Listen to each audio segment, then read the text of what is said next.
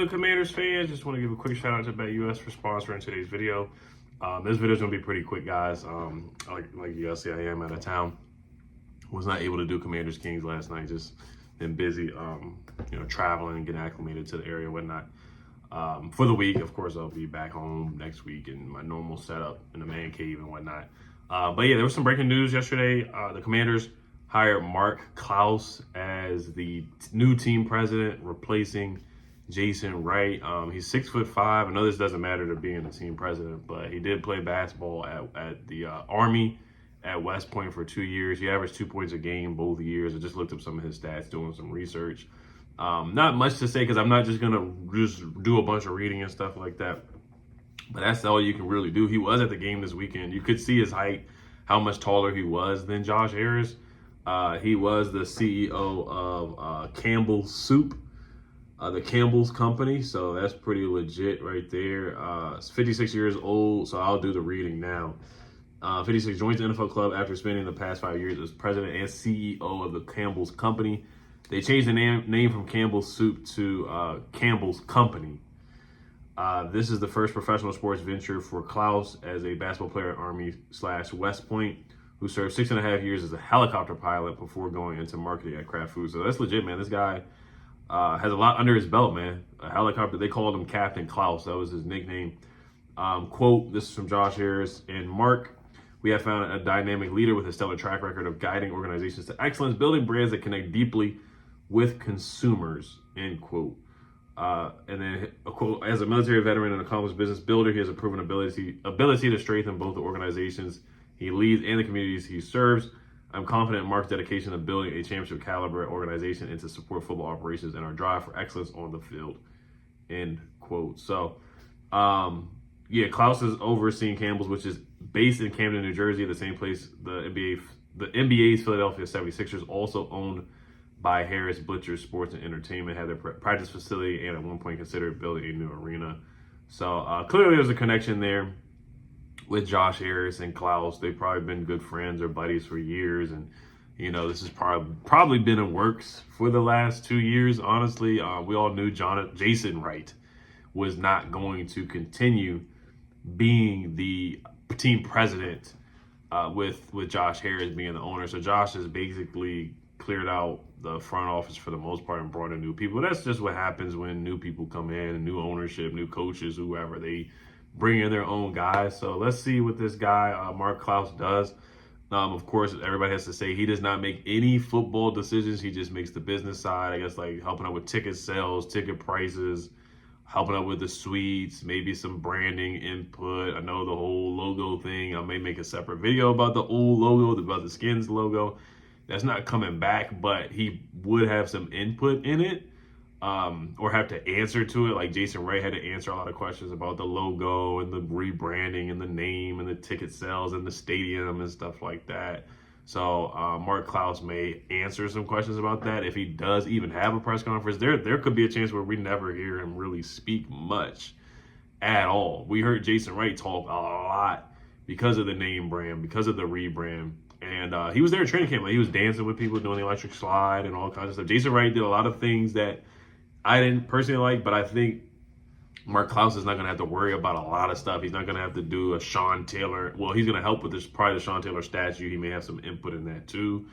But they already made that decision anyway. He probably was a part of that anyway, because, like I said, Josh Harris probably knew probably at least a year and a half ago, in my opinion, that he was going to hire Mark Klaus as the guy to replace Jason Wright. So stuff like that, the Sean Taylor debacle with the mannequin statue, or I don't even call it a statue, a mannequin, and then Pat Mahomes' brother dancing on the number, and just the multiple tributes they kept doing to Sean Taylor. Rest in peace, man. Shout out to Sean Taylor. So stuff like that is kind of what you'll probably see from Klaus, and Klaus probably won't even do stuff like that. He has it a lot easier. Like Jason Wright did have it tougher. He was his boss was Dan Snyder. He had to go through a rebrand, and there's just a lot of uphill stuff. Now Jason Wright did do some silly stuff, like posting the picture of a Santa peeing on the Dallas Cowboys star, which I thought was pretty silly in my opinion. So we'll see what Mark Klaus decides to do, like his presence among the fan base. Like, will he be amongst the fans at training camp and stuff like that, and interact with people. Josh Harris has definitely done. He's been dapping up fans and stuff like that, interacting with people for sure, and buying beer. So we'll see what Mark Klaus, his presence is. That's really it for me. So I mean, like I said, I'm just laser focused on the football team, but of course we have to care about the front office and the business side. Now they're raising ticket prices for next year. That may be out of Klaus's control, and they have raised the prices of food already. So that's just some stuff that I guess you could look at. And just the fan experience and getting that new stadium, the fighter jets being traded for stadium space to get to RFK between Maryland and DC. That's pretty crazy. So that's just stuff to look at, I guess, from a business standpoint. So, and yeah, Jason Wright messed up with the logo thing. So, like I said, I'm not gonna pile on Jason. I thought Jason was a good guy, a smart guy, intelligent guy, and tried. Like I said, it's a lose-lose situation that he was in under Dan Snyder. There were some decisions he didn't make that were great, but it was a lose-lose situation where this is, in my opinion, a win-win because the team is playing better. You got a quarterback now, and Jaden Daniels. So that's just gonna make everybody's job a lot easier. When you're winning, it makes everybody's job easier. So I do want to give a quick shout out to BetUS. Make sure you guys sign up with BetUS. You get 125% deposit. I'm sorry, 150% deposit bonus match up to $2,000 for first-time users using promo code YouTube150 on BetUS. And then your second and third time using BetUS, you get 125% deposit match using promo code YouTube150. Did just want to look at the BetUS odds for Rookie of the Year, guys. Jaden's going to win it. He's minus 300 for Offensive Rookie of the Year on BetUS. So, I mean, Bo Nix is behind him at plus 200. All he's got to do is just take care of business against the Saints, the Falcons, and the Cowboys that last game. And get a revenge game against the Eagles. He should be fine. We should make the playoffs for sure. So shout out to BetUS. Those are the odds. And Bo Nix threw 2 picks. Even though they won, he threw 2 picks, threw 1 touchdown. And my guy does it. Jaden Daniels does not throw 2 picks. Knock on wood. Looking like that. 3 touchdowns, 4 total touchdowns. Rookie of the Year is over, man. It's over. All right. So good news here from Adam Schefter is Marshon Lattimore is going to be back most likely against the Saints. I know Dan Quinn said it's trending upwards, but we got confirmation from Adam Schefter.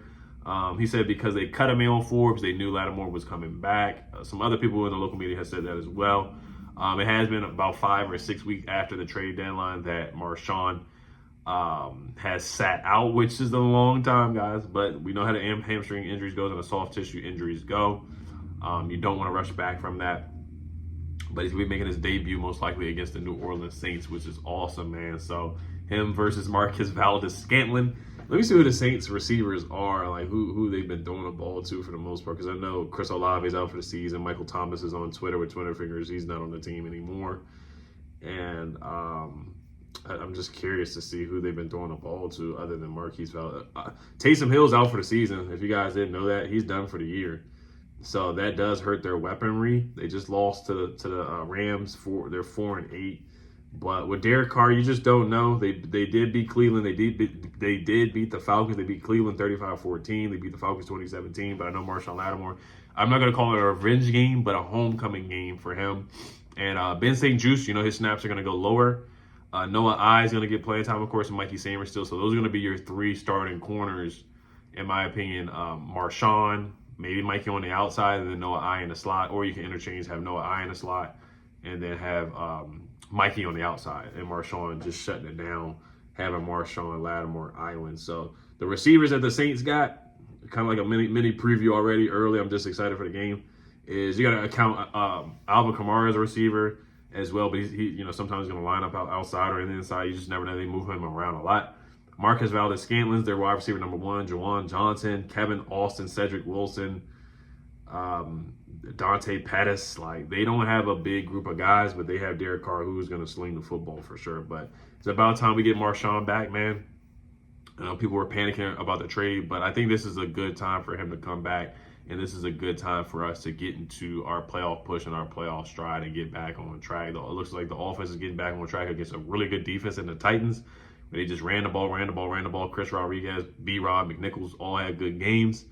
And the defense stepped up. Frankie Louvu, Dante Fowler, guys stepped up big time in that game against Will Levis. So I think it should definitely continue for our playoff push. And getting Marshon back is going to be a big help. It's going to be big. And they got Kayvon Seymour back from the suspension. He's back on the practice squad. So health-wise, things are trending upwards. I think we're going to get back on track at the right time to finish the season strong and get Marshon Lattimore back for sure.